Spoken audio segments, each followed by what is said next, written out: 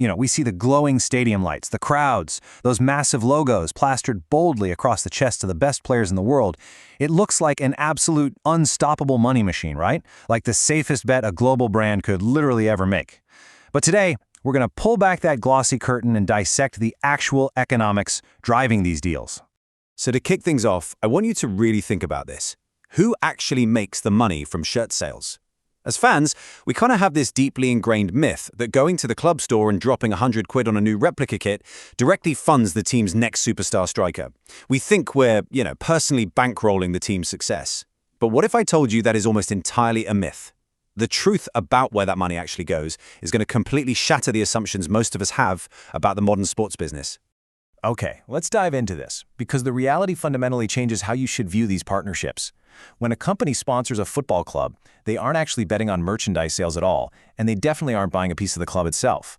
The actual product they're purchasing, it's attention, plain and simple. They are buying calculated, guaranteed weekly exposure. Whether that logo is standing in front of 30 parents at a muddy Sunday league pitch or 70,000 screaming fans in a mega stadium broadcast to millions globally, the transaction is exactly the same. They're buying the eyes of a highly engaged audience. To really grasp the awe-inspiring scale of this attention economy, just listen to this staggering figure: £400 million. That's the reported value of Manchester City's deal with Etihad Airways, which covers both the shirt sponsorship and stadium naming rights. I mean, at the absolute pinnacle of elite football, these deals stop looking like traditional marketing budgets and start looking way more like sovereign infrastructure spending. Brands are willing to part with nearly $500 million just to ensure their name is synonymous with weekly sporting triumph. But let's see how this builds across the entire ecosystem of the sport. The price ladder for this attention scales drastically depending on where you look. Down at the grassroots level, a local business can sponsor a youth team's entire kit for 2 seasons for just a simple £500 to £800. But the second you step up just slightly into regional semi-professional football, boom, the requirements jump straight into the 5-figure range, costing anywhere from £5,000 to £20,000 a year.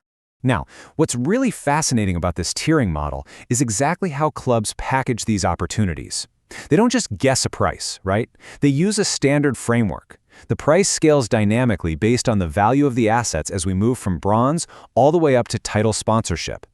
The moment you add top billing, hospitality passes, and most importantly, category exclusivity in those upper tiers, well, the price is driven well into the tens of thousands. But how do clubs actually convince brands to part with that kind of money? Well, it comes down to a few essential steps in their pitch deck. They have to define the opportunity, prove the audience, present the tiers, and show an activation plan.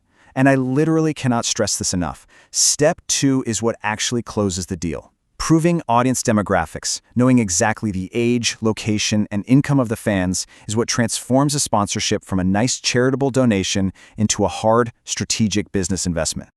And this brilliantly illustrates how the modern game monetizes the digital world. Clubs aren't just making up numbers for their social media posts or email newsletters.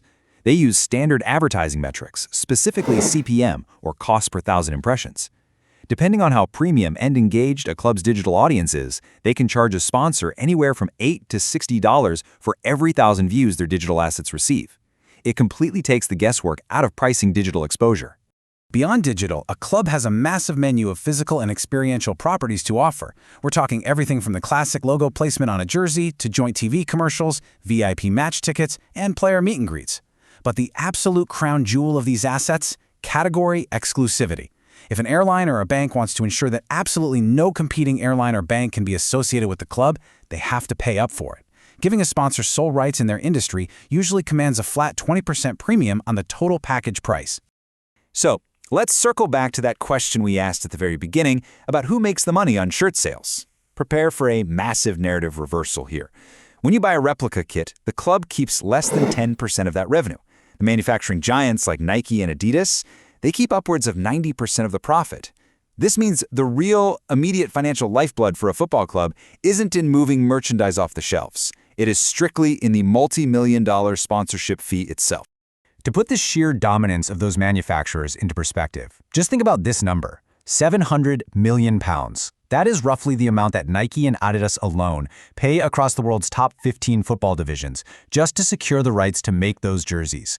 And of that massive pie, the English Premier League alone takes a staggering £285 million. The kit manufacturers basically have a virtual monopoly on the merchandise revenue, which forces clubs to rely incredibly heavily on those front-of-shirt sponsors to balance their books.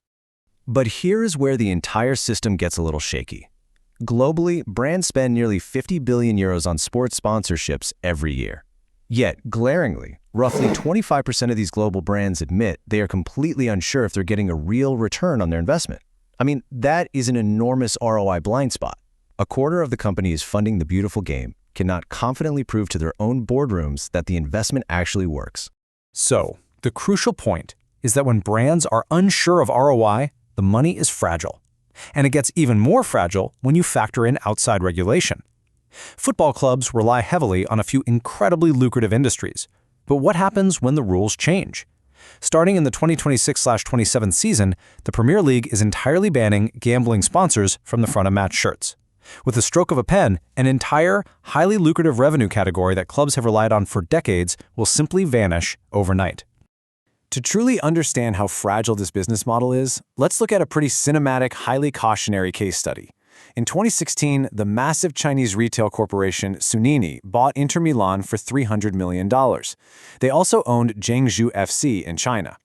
In late 2020, Jiangsu FC achieved ultimate glory, winning their first ever Chinese Super League title. Yet, just months later, in March 2021, the club completely ceased operations. They weren't relegated. They literally just vanished. Let's look at why. The collapse of Jiangsu FC had absolutely nothing to do with football. It was a domino effect of macro realities. Suning's core non-football retail business faced severe pressure and a massive cash crunch. Simultaneously, the Chinese Football Association implemented strict new rules forcing clubs to remove corporate sponsor names from their titles. With the parent company struggling to survive its own retail battles, the football funding just evaporated. 16 different clubs folded in a single year, and the financial contagion eventually forced Suning to lose control of Inter Milan as well. This brings us to the ultimate, hard-hitting takeaway. In the modern game, the logo on the shirt isn't the asset. The football club's sponsorship money was never really an independent asset that the club could rely on. It belongs entirely to the sponsor's business. A football club, no matter how historic, how successful, or how many trophies they just lifted, is really only as financially secure as the parent company paying to be on its shirt. Which leaves us with this final, high-stakes reality to ponder. We've seen how clubs don't make the lion's share of merchandise money, how heavily they rely on corporate fees, and how quickly those corporations can face completely unrelated financial ruin. So look closely at the front of your favorite team's shirt and ask yourself, if your sponsor's business vanished tomorrow, would your club actually survive?